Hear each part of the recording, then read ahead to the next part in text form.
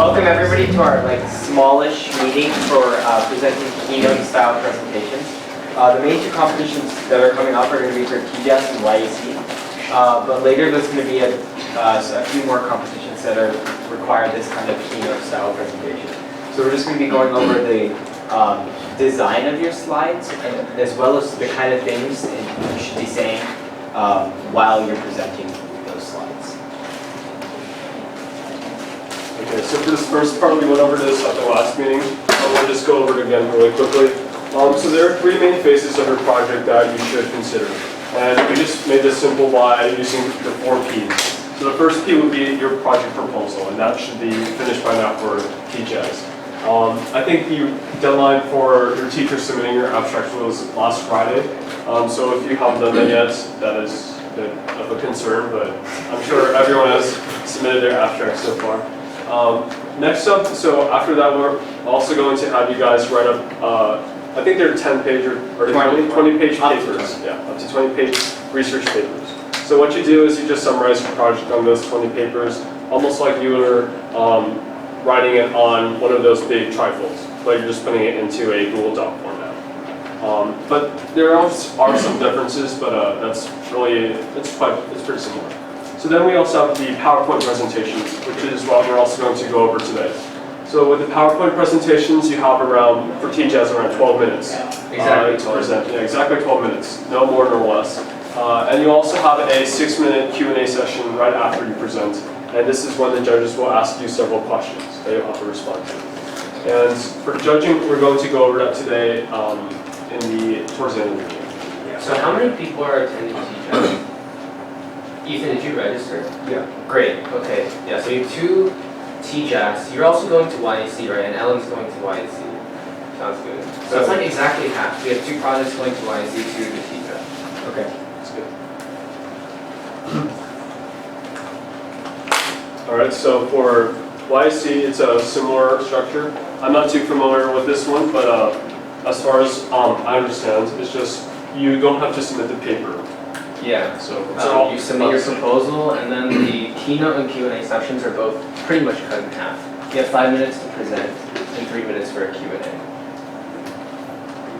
So this is kind of like an outline as to what you should be going over in both your paper, presentation, and your talk while you're doing both of those. The title slide is it's the first thing they see, so it needs to be very concise but to the point with your title and other information we'll go over.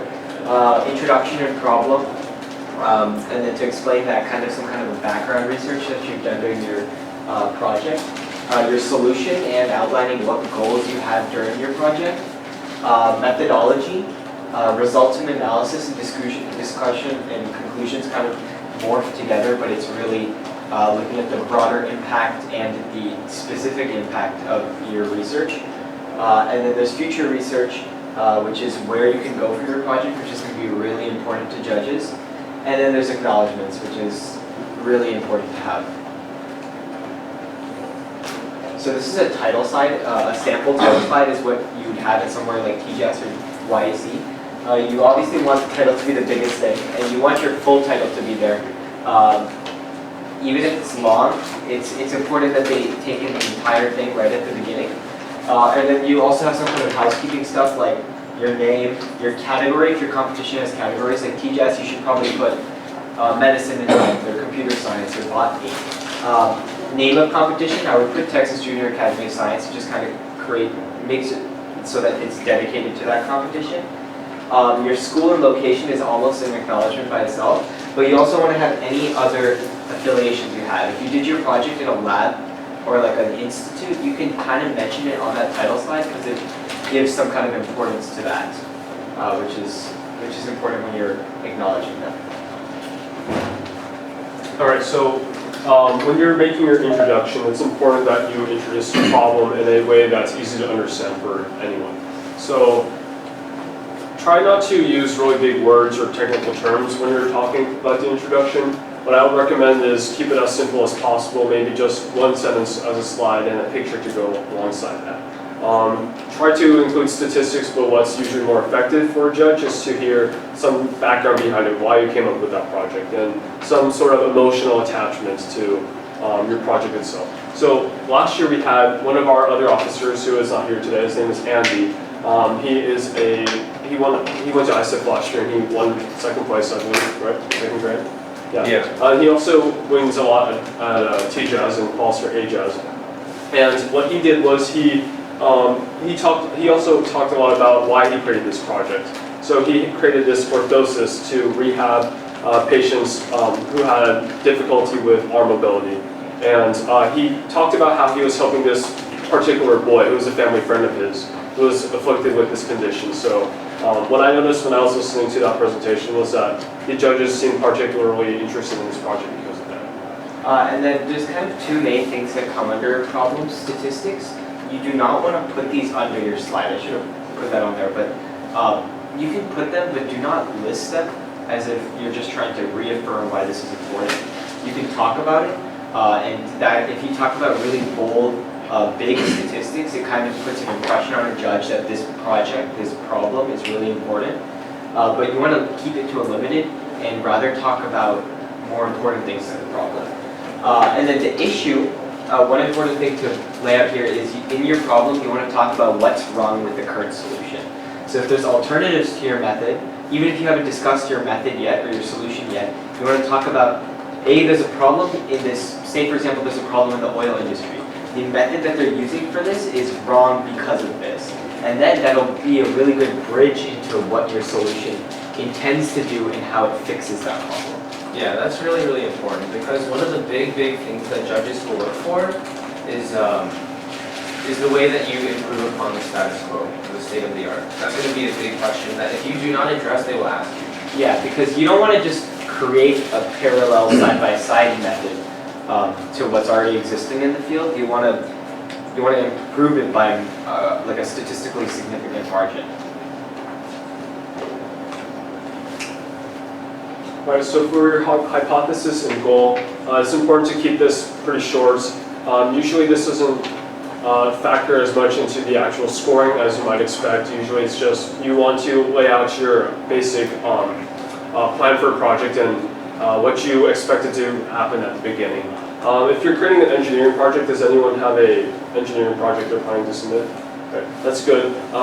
You don't have to create some sort of hypothesis as to how your experiments would go about, but instead you can just list what kind of constraints you're going to solve. Like, for example, for Andy's project, he would have talked about his engineering goals and what he wanted to achieve with that project.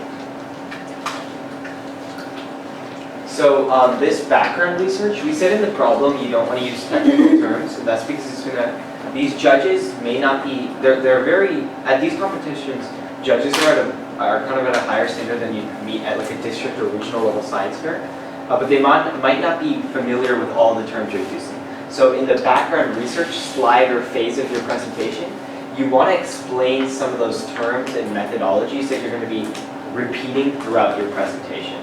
So for example, my project with eye movements had a few different terms regarding eye movements, so I would define them here so that I could use them throughout the rest of the presentation.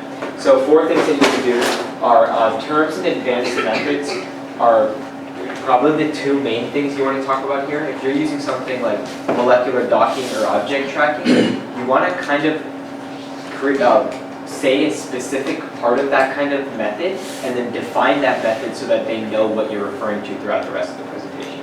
You can also talk about issues or safety things that you're looking out for, just so that it shows that you're caring for the different methodologies and way about you're doing something. Right, and this is where you can also introduce some past methods. For example, you can reference past studies that have tackled the same problem, and this is where you can also analyze where those studies leave room for improvement, which is where your project comes in. So the materials and methods, you can kind of morph them into one. You don't need a separate slide that says materials and then list the materials. In fact, even on the morphed page, you don't want to list the materials ever. You're just going to kind of talk about the main materials that you're using. So, like I said, you want to explain the main types of material and equipment. That does not mean talking about, oh, if you need paper towels, you need paper towels. It's about explaining items like mass spec or cameras or something that's very integral to your final product, you want to mention that kind of stuff. But more important in here is mentioning the methodology. So this one slide, or it can be multiple slides, explains how about, or your process of conducting, either creating your engineering product, your final prototype, or going about the scientific method in doing a wet lab or a life science experiment. So it's going to talk a lot about not specifics, but general ideas that show that you've created a very rigorous method for conducting your research. Right, and this is one of the parts of the experiment that the judges will scrutinize most heavily. So make sure you pay a lot of attention to how you're presenting things, and do so in a way that's easy to understand for even someone who has no prior background knowledge in the field you're discussing. And then some things that might just refer to certain groups, you might want to talk about pricing. A lot of projects emphasize a low cost or a lower price to their alternative. And if you can stress that and show that, it's really important. Like John did a cost-benefit analysis. It's a really important graph slash statistical analysis that shows how a project or a product can be more cost-effective than a... Right, so one way to make an existing project more appealing is to discuss how it's more inexpensive than existing methods. And that's something that you guys as students can research better than trying to go for something that's not outside your scope of expertise, for example. It's much harder to say that you're making something that's tangibly more efficient or more effective than to say that it's more cost efficient or more cost effective. And that's just a tip that I would keep in mind when you're making these presentations. And then one general thing for these kind of procedure slides is it's really important to use these kind of graphics. Flowcharts are really a really simple way to piece together really complex methods. You can have like 4 different bubbles or blocks that really clearly and concisely show a methodology without using steps that you might use in a paper or a board. So it's a really good way for summing it up in a very visually appealing and understandable method. Yeah, and pictures speak 1,000 words, as you guys all know, so it's really important that you have pictures from your actual experiment. So whether that be your prototype or pictures from when you were conducting the actual analysis, make sure you have those on your presentation and make that a highlight of your presentation. The results and conclusion, so the materials and methods we put together in one slide. Results and conclusion will probably be on 2 separate slides, but the idea is very similar. Results are going to be the results of your project, and the most important things to understand here is when you are displaying graphs and visuals and tables, first of all, I'd say avoid really complex tables, because a judge on a screen isn't going to want to look through rows and columns. You can put that in your paper because it's easier to foil, and they'll have their paper with them while you're presenting. But you want to kind of use these simple graphs that really explicate how important your method is over somebody else's, or how your device performed well. So these kind of simple graphs, when put onto screen, will make it really easy for a judge to really understand how your method, your project, your experiment improved something or displaced a different something. So also one thing to remember is, one thing that a lot of the judges mentioned last year was that a lot of people forgot to include error bars. So when you're making the graphs, try to keep that in mind and add those into your final graphs. And one thing that's kind of important, when you're explaining your graphs, don't use the words "as you can see." The judges can see, so you don't want to use the words "as you can see." When you're describing graphs, you can either talk about the y and x axes, or just give a general summary as to what it's saying. So you right, can say, so whenever you refer to a graph, make sure you reference specific parts, whether that be the x-axis, y-axis, or a specific bar. Be really specific when you're talking about the results, as other judges, kind of like you guys right now, kind of half focused and half thinking about something else. Maybe they're thinking about the breakfast date, or you're just tired. So make sure to keep your presentation really entertaining. Not not entertaining in the funny sense, but make it interesting enough to the point where the judges will want to listen to what you're saying and they want to find out more of what you're doing. Yeah, and this kind of keynote presentation, you're going to probably get out a lot more information just because you have more time. But you also don't want to get bogged down by the details and the specifics. Because when you're going down a rat hole of these specifics, these judges who are sitting down are going to get tired and they're going to get lazy and they're going to stop listening. So you need to make sure that you keep on reeling them in and keep their focus captivated. And one amazing way to do that would be to have really neat visuals that can help explain the project. Like with Ole, he would show actual scenarios of how he tested his patients in his project, and that was really captivating for judges. Yeah, and we'll show something like that later too. Right. And on the topic of graphs, like make sure that the judges can actually read them. I know that with graphs, the tendency is to make the labels too small on the axes, or your legend will be too small, and they really can't read that. So make sure that so there are some like general guidelines that you should follow when you're making PowerPoint presentations. Like what's the typical font size? I think around 18 to 20? 18. I think recommended would be 18 plus. Yeah, so your smallest font should be 18 to 20 points, so that it shows up. And your goal is to put the least amount of words as possible on a slide. So the less words you put, the bigger your font size can go. Yeah. And that's really important because it's going to be around the size of this, maybe a little bit bigger. And the judges are going to be standing about that back row. So they can see it, but the bigger it is, the more captivating it is, and the more ingrained in their brain it will go. Right, and also make sure to use colors that are easy to see.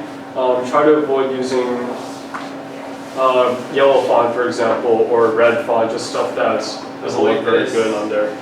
When your background is the same color as your foreground. Right. So I guess we're hypocrites in that regard, but just make sure it's as easy to read as possible. Yeah, high contrast is really important. High contrast, yeah. And then this is really important.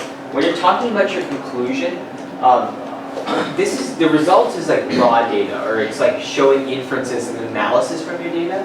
What conclusion is doing is explaining why that data is important, it's game-changing, it's improving the status quo, why your results are important. That's the most important thing. Because at the end of the day, if your results aren't important, then nobody cares. So when you're explaining to a judge why your results are important, it's showing them why your project is important. And this really is the most important thing. Emphasize improvement over the current state of art. That means whatever was there before, if your project has displaced it, it has improved it in a significant way, then that's really important. That shows that your project made progress in a certain field. It's doing something useful in a certain field, and that's the number one thing that's important. Not the methodology. It is important how you did it and stuff like that, but at the end of the day, if it doesn't work as well, then none of that else matters. Right, but also at the same time, avoid adding too much BS or exaggerations of certain numbers. Yeah. Because usually judges, they can, to a certain extent, they can catch that pretty easily. So don't sell yourself too, like don't oversell yourself. Don't make it seem like you're like begging them to judge you well, if that's yeah, a lot of students who are judging throw out a lot of numbers, and when you throw out a lot of numbers when you're talking and you're already talking a little bit fast, it can confuse the judges. So percentages are great. These kind of really small metrics, you have like 3 or 4 of them, 2 to 3 of them, that really summarize it. And when you have these kind of percentages, having them up on the screen is also really important because it lets the judges continue to look at it while you're talking about it. Right. And all of this should also tie back to your research paper, which your judges will have in hand as you're going through the project. So make sure that everything lines up between your paper and the presentation. And in addition to that, make sure that your paper is really easy to, it's really well organized so that they can just look at a table of contents and then pick out individual parts to look at as you're presenting. And that's important. When you're doing, you have 2 main things. You have your slides, and then probably the main thing is you're talking. When you're talking, you're going to have a lot more detail than what's on your slides. But whatever is really important when you're talking, make sure that's on the slides. But while you're talking about it, it doesn't just disappear into thin air. It's also on that slide for them to continue looking at. Right. Oh, okay. So this one was mine. A lot of the times when you're building, especially an engineering project, and even sometimes in your science projects, it can be extremely helpful to show them exactly what this is. I remember in 9th grade, I made a little bit of a mistake. I created a video that was like 3 or 4 minutes long. So straight out of the gate, I lost like a third of my time. So what you want to remember with these is that you want to show it in use.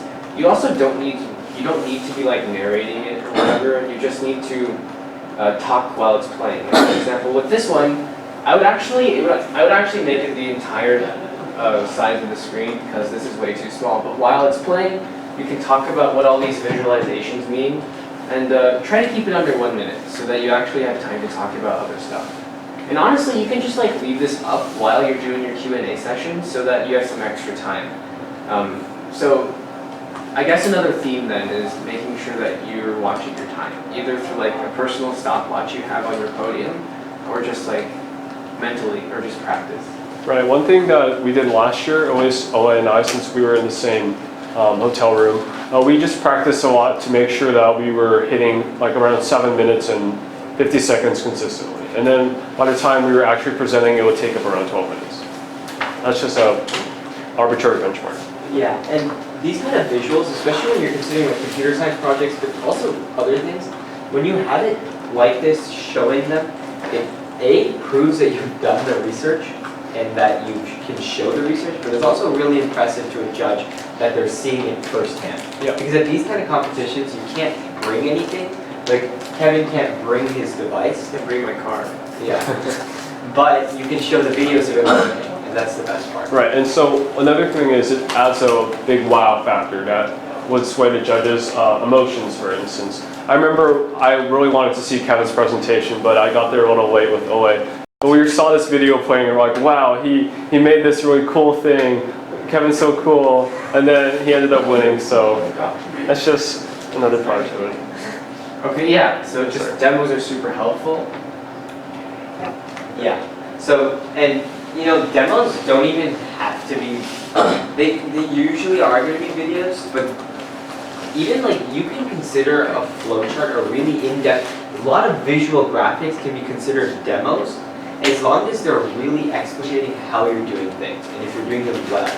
As long as it makes it easier for a judge to visualize how you're doing something, that's really important. Yeah, so you're basically trying to take your judge from start to finish of your project and telling a story along the way. So make it an interesting story while also keeping it factual and explaining your project in the process. And these kind of videos are usually, I'd say always, not going to have sound because you want to be talking over it. I've seen some students who've tried to play the video with sound and then just stay there. I did that in 9th grade. But that becomes kind of an awkward situation. It's awkward, right? When you're considering a presentation. And you can do the same thing while you're talking and it becomes way more natural. Exactly. So like, don't prepare your voiceover, just be the voiceover, right? Exactly. Right. Also, just a note, sometimes the speaker systems at They're messed up. at Texas A&M just don't work well, so I wouldn't hedge on having sound in your presentation. And even more than that, sometimes the visual side doesn't work. Let's start blinking. Yeah, like mine just completely shut off like 4 times during the presentation. So you do not want to be fully dependent on your slides. Like you don't want to be reading off them or have to know what comes next. You should be familiar with it just in case something bad happens. If you continue going on, it shows that you've practiced it. Right, so if we have a really big takeaway for you guys, it would be to practice as much as you can in the days leading up. So not even practicing like 10 times, practice maybe even like 100 times before you present if you really want to nail your presentation. So one thing that I read in this book called, I think it was The Art of the Start, the author kept mentioning how you really want to practice until it sounds like you haven't practiced. So don't try to sound rehearsed, but if you practice enough, it'll start sounding really natural. So you'll have these really almost intrinsic moments where you pause or you kind of make it a little more suspenseful. So like with Olay's presentation, you pause sometimes and it reveals something really interesting, and that was very appealing to the judges because they really hadn't seen something like that throughout the day. They've just been bored to death by these long, drawn-out presentations. And Yeah. Like when me and John were practicing the night before, it started out where we were trying to like go for a script, and it's okay to create a kind of like an outline. But when you know you've reached a stage where you're ready for presentation, is when you forget about the script and you just start talking, and it feels natural, but it's also not rambling. Right. So another thing is, if you guys, do any of you guys get a little nervous before presentations? I'm sure you guys also to a certain extent. Practicing a lot really helps take that down. Especially if you practice maybe like a week in advance, and those initial nerves die down, and you can really be much more prepared for when you actually present. And if you practice in front of people you care about, like your best friends, and you can get over that roadblock of, oh, what if they think that I'm doing bad? Then when you're presenting to people you don't know, it doesn't even matter. Right. Because you've already done the worst of it. Another thing that really helps with just presenting well is just knowing your stuff. Yeah. There's really no way around it. If you've done your research and you've read a lot in your field, I mean, it'll come naturally. And it'll even become like a lot more natural because while you're talking, you might make interjections about some interesting facts that you discovered about related systems or related developments in your field, things like that. During your presentation, the more you know, the more you can answer questions about, it becomes more and more impressive. Right. We'll get to that in a second, actually, the Q&A thing. So design, this is regarding the slides, and we kind of touched on some of these things, but I'll just reaffirm them. Keep it clear and concise. Only put what you need on the slide. White space is okay. In fact, white is the best color here. Having blank space is the best thing. You want to make sure that what's on the screen is the most important thing you need. Now, don't just put one word on the screen, because they need to know more than that. Pictures can fill out that white space really well, because pictures, like John said, tell 1,000 words. It tells the story itself. It shows, while you're explaining a methodology, it shows that methodology and it allows a judge to visualize it. Colors that contrast are really good. Unlike what we did necessary. here. Yeah. So like a really good idea is to just use white background. Yeah, like my favorite is just white background, black text, and then if you put some kind of color accent somewhere if you want to spice up the entire environment of the The presentation. design of your presentation should complement what you're saying. It shouldn't be the main highlight of your presentation. And like for our AYSI slides, we use this kind of like weird, like futuristic thing, just because we think it looks cool, and we're not being judged. Don't be like us. Yeah, don't be like us. You don't need all of this stuff for your real presentation. You want them to focus on the words, not No, focus on you. Yeah, And then secondarily the words, and then no one cares about the Nobody background. cares about the background. So don't put like, some people do like the gradient color thing. Okay, yeah, no. Also, Okay, just do not do what we did. Right. Also, as another point, try to keep your text to maybe just 5 lines max. I remember seeing presentations last year, they were good projects, but then they would fill up their entire page Like with an essay. just like a full essay, right? Like they just copy pasted whatever they had on some Google Doc and then put it in their presentation and call it a day. And you have to Not understand, these good. judges have already listened to 12 presentations. It's getting kind of repetitive. So the easier you make it for them to understand it, the better it's going to be. Right, and also be adaptive. If you know you're going to be presenting towards the end, try to keep it more captivating or maybe tone it down a little. Try to keep it as simple but informative as you can. Yeah, adaptability is huge, actually. Like, for example, when you're engaging with your judges, if they look bored, then you really need to wake them up somehow. Right. And also, if you're going to be presenting in a category where maybe like by the way that they've responded to the previous projects, you can identify their area of expertise. Are they algorithms experts or are they machine learning experts? Those can certainly intersect, but maybe they're not totally intersecting. So by observing all these things about your judges, you can tailor the presentation more to them. And especially at the very, very end, if you make it to the finals, this is for TJAS, you will get judges that will be in the physical sciences or the life sciences based on your category, but they will not be experts in your field. Right. Like the physical science grand judge who is notorious for being disrespectful. I don't know. Math judge? No, Yeah, no, that's not bad. disrespectful. He's tough. He's tough. He's yeah. tough, and he's a math professor. He's not a CS guy, he's not a physics guy, but he'll ask you tough questions. So tailor this to your audience. Like, don't be throwing out technical terms that they won't understand. Yeah, Right. So one thing to remember is that the judges they're people too. They have their own they don't know everything. So they usually are really specialized in one field, and they'll tell you that before you start. So just keep that in mind. Let's say you're an environmental science, your judge is a marine biologist. Don't throw random terms at them from some other field. That'll confuse them and make them feel dumb, and probably in turn they will not judge you as well. But one thing to keep in mind is know who your audience is and tailor your presentation correctly. Right, and these judges may be very tailored to their own fields, but they're also very good at research. So I had like 5 or 4 judges for my first round in TJAS, the first presentation I ever did.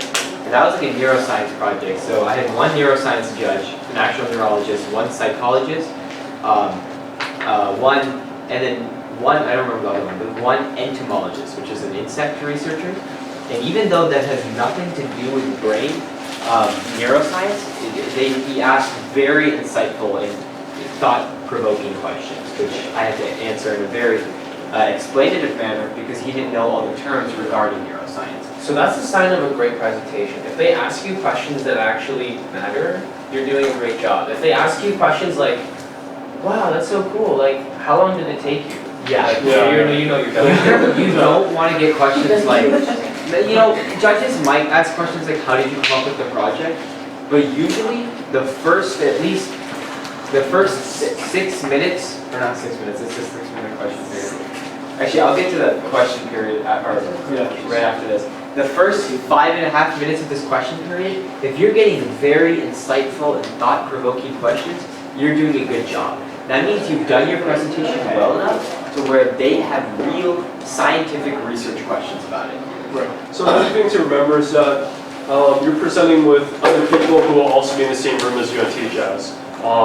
So sometimes, this is just a note, but they'll ask really similar questions to people who have already presented. So keep that in mind, keep your responses ready, because a lot of the times they do ask the same questions. But also, if one girl, for example, gets drilled for not knowing this one particular thing, I would keep that in mind and try to know that for when it's your turn.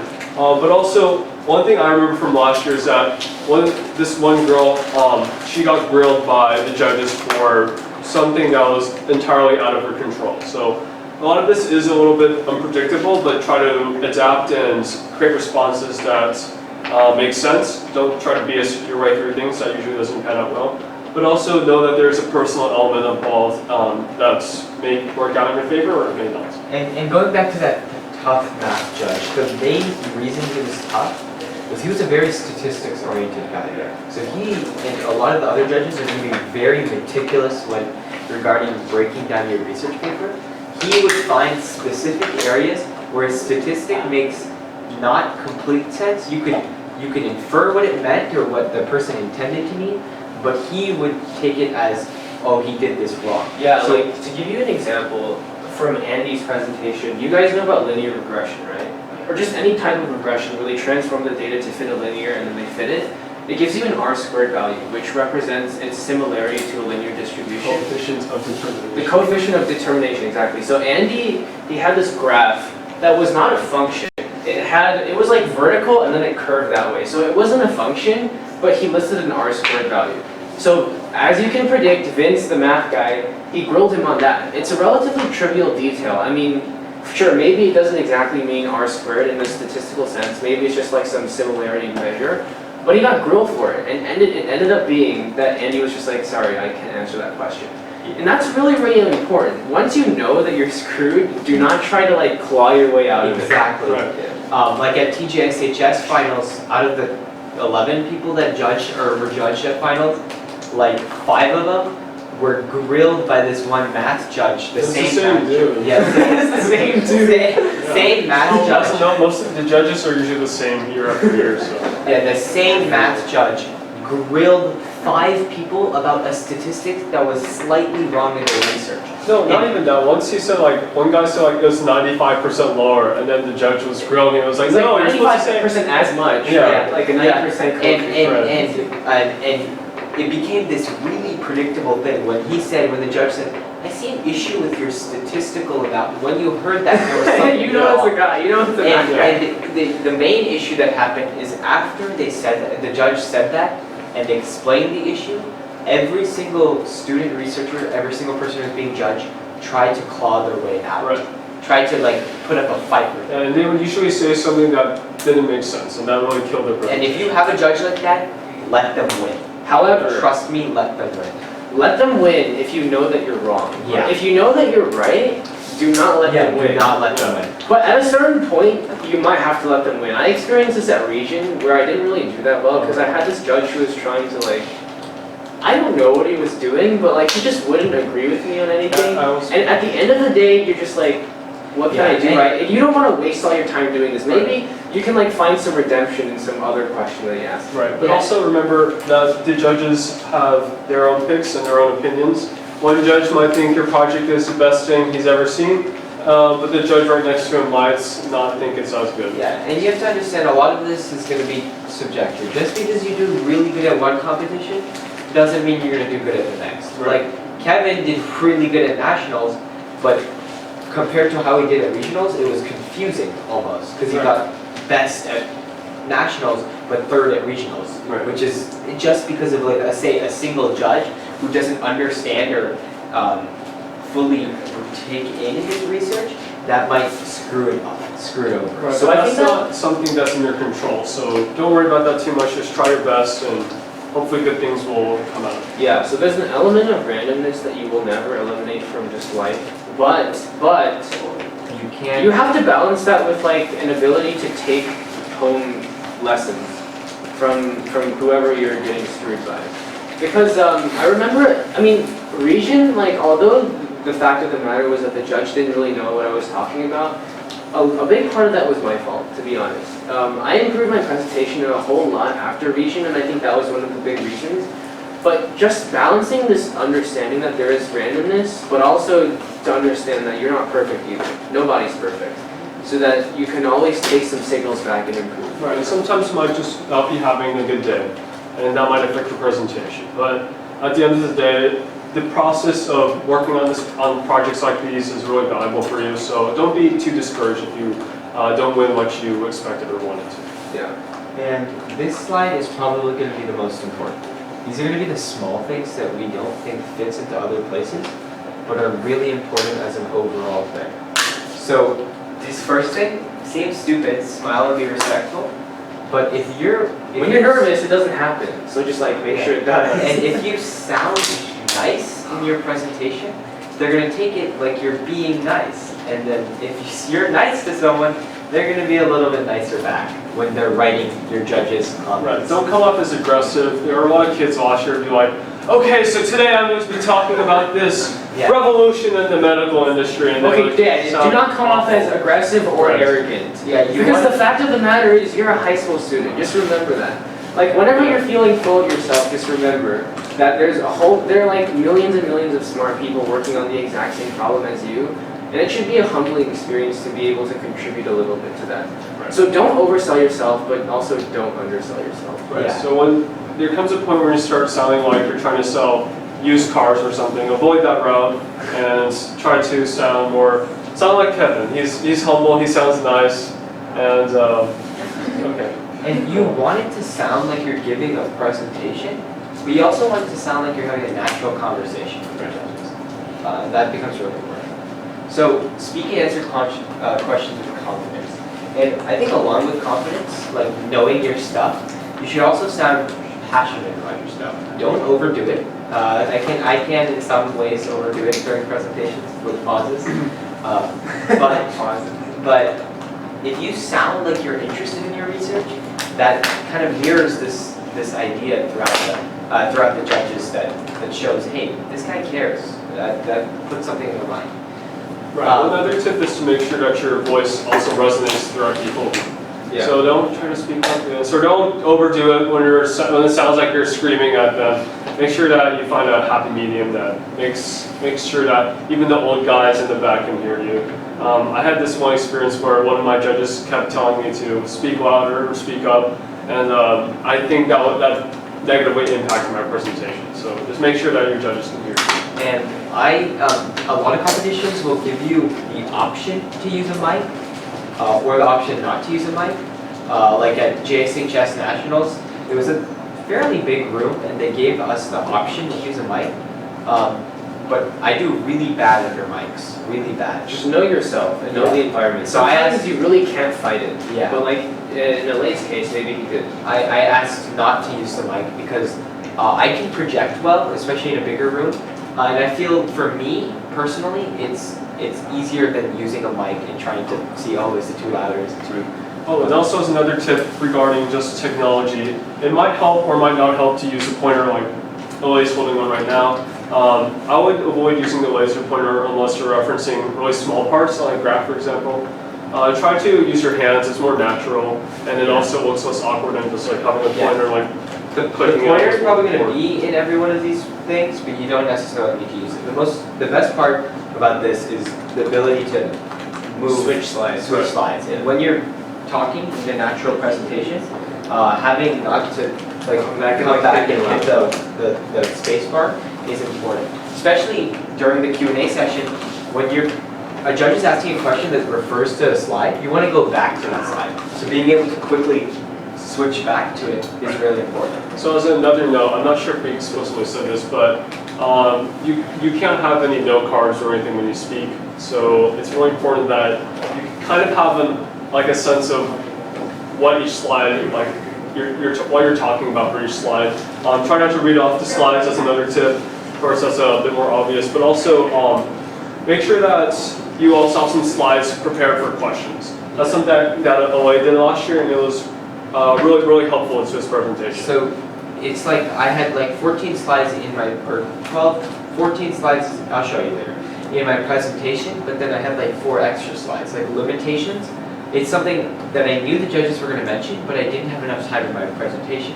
So having an extra slide after the acknowledgement slide, if the judge asks a question, I can quickly switch to it, and then it still creates that same visual aspect. Yeah, that's a really smart thing to do, like an appendix of sorts. Yeah, and like John said, you don't want to look off your slides, and really importantly, you just don't want to, don't look at your slides. Don't rely on them. You will look at it when you point to things because that's important, but you're talking and they should be focusing on you, and if they need to refer to something, then they can look here. But there should be a connection between the judges and you, and the judges and this, but there should not really be a defined connection between you and this, except for the fact that you're following that same format while you're talking. Another thing to keep in mind is that the judges have already read through your whole research paper for TJAS. They know your project already. Right. They just want to hear. They're just trying to you're trying to remind them of the important parts, but also you're trying to convince them as to why your project is better than your competition. That's usually around 7, 8 other kids. So make your project compelling in a way that it stands out, something that's memorable for the judges. And work really hard on your paper. Work really hard on your paper because they look at it like really detailed and they know a lot about it. Right. I personally, I should have started. I haven't started, but start early and work on it. If you don't know, the paper's due on the 11th. Today's the 30th. Right. Today's the 29th. So, It's around It's due on the 11th. So you have about 2 weeks. But also for the paper, make sure that you proofread it several times, maybe even have someone else look through it. If you guys want help, if you're going to TJAS, if you want help, just email us to the officers and we'll we'll take a look at it. Both your slides and your paper. if you Also, one thing, if you're employed at IC or I guess in any other district, it really helps if you present in front of your teacher. Yeah, right show it to before. your teacher. Right, so show it to your teacher, even maybe the night before you present that. In fact, a lot of teachers will make you do it. Right. And If you go to Plano, And don't argue with them, do it, because it's Yeah. helpful. yeah. I didn't do Do last not- year, I stayed in that now. You're staying. Yeah, he did it the next morning. Yeah, so this is some help for TJAS. If you are going to TJAS, this is just a link to their website. Okay. It has all the guidelines for their research paper. So And for the research paper, there's a really, I should have put it on the slide. There's a really general, like framework. that's what's here. The researchers, Yeah, they put it on the It's website. called IMRAD. Oh. It's similar. It's introduction, methodology, results, analysis, discussion. So that hits all the main points, but that's just what you want to be thinking about when you're crafting your research paper. Yeah. So that's pretty much it for the presentations. Yeah. Is this of any value? No, just This is very, but It's this just is, an they example of what create it these knows. judge sheets. Nice. One is for, Yeah, it's too small, John. It was just no, it was just to show that the judges write stuff down. Yeah. They're already off. yeah, we're not gonna go through specific things here, but they really don't have a very defined rubric in these competitions. Their thoughts are their rubric. Okay, this is just something I noticed, but this sentence makes no sense. Your asterisk has some sentences that are pretty word. Yeah, I had this judge too. Was this grandpa judge? Oh no, that's just funny. I had this judge too. I can tell from the handwriting. How can you tell? This is like chicken scratch on the wall. I know, I've seen this chicken scratch twice.